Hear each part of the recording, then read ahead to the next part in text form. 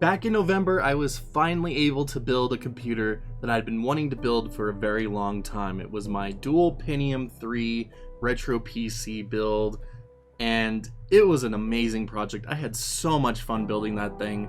I haven't built a computer like that in a very, very long time, so going back, messing around with Windows 98, DOS, the dual installation with XP, everything about that was just so fun. But the video didn't really gain any traction, so I kind of just left it at that and never thought about the video itself. I still use the PC a lot. I never thought about the video itself for a very long time. And in the last 2 months, you guys have made this build one of my most all-time watched videos, outside of my emulation stuff, but that doesn't count.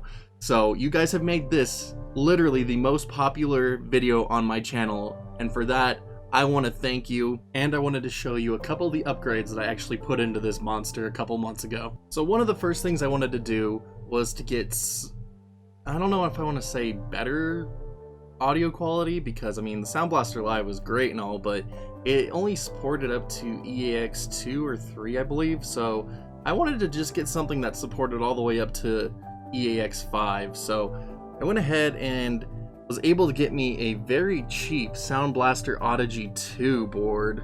I mean card, geez. And this guy only cost me about $15. I was actually really surprised that I was able to get it so cheap, because most of the other ones I'd seen have been going for a lot higher.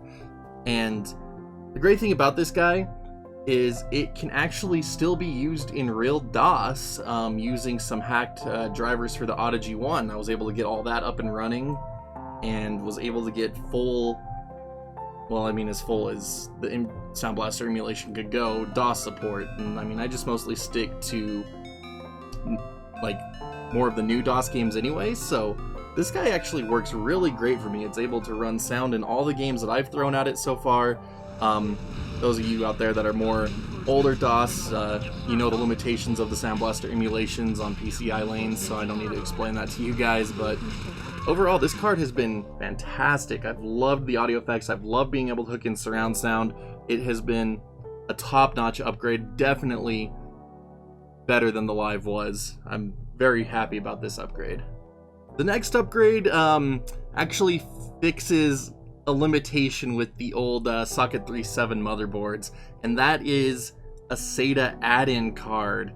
That's right, I got me a PCI SATA adapter, and this thing was a pain in the butt to get set up. It comes defaulted to RAID, so I had to get some non-RAID drivers. It does fully support Windows 98, which was amazing. Was able to get Windows 98 installed onto a more modern SATA 1TB solid-state hybrid drive. I didn't want to go full SSD. I did initially go full SSD, but it just wasn't really worth it, so I just toned it back down to this hybrid drive. It's nearly as fast, especially after caching, and a lot more storage space than I had on that SSD, because I have the first 128 gigs partitioned to Windows 98 only, and then the rest of the drive is used in XP, so that way I get the best of both on a single drive.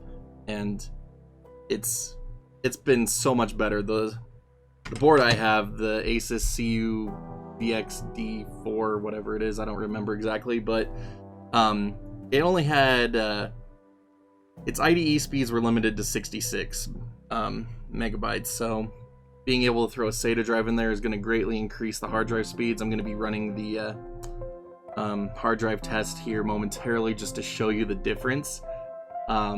So this guy has been awesome. After the initial setup pains, it has been such a good upgrade. I highly recommend it to most people that want to see like how far they can push their Windows 98 builds on the older motherboards that don't support SATA.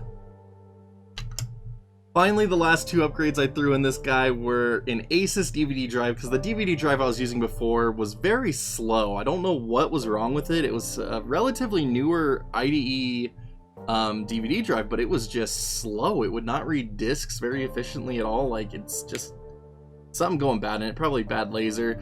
But I swapped it out for an ASUS IDE DVD drive that works fantastic. Most of every part in this build has been ASUS, so getting the ASUS DVD drive just kind of like makes it seem like a whole complete set, if that makes sense. It's pretty fun. And then I also got an floppy disk drive finally, so I could finally put in floppies, and that actually came in handy for another build that I did. I actually needed a floppy drive to install Windows XP drivers, so I was glad that I had it from upgrading the Pentium 3. And there it is, modernized the Pentium 3 PC in very meaningful ways. Still haven't touched the RAM, video card, or of course the two 1.4 Tualatins, but the system itself feels so much more responsive. And I realized in the last video I didn't give you guys any benchmark results, so here is 3D Bench 99 and then a couple of games just to show you what this guy can do.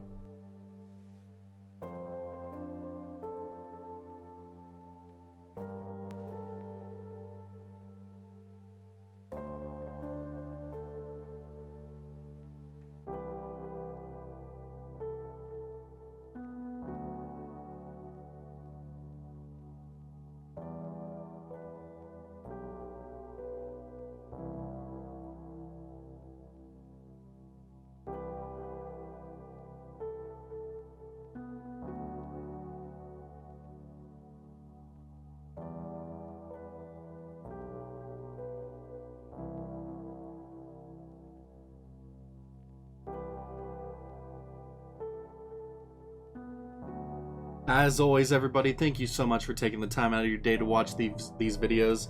I greatly appreciate it. Thank you for making this last build video the most popular video on my channel. I'm looking forward to providing many more videos for you guys in the future. So be sure to hit that subscribe button as well as those like buttons. And as always, we will see you back next video.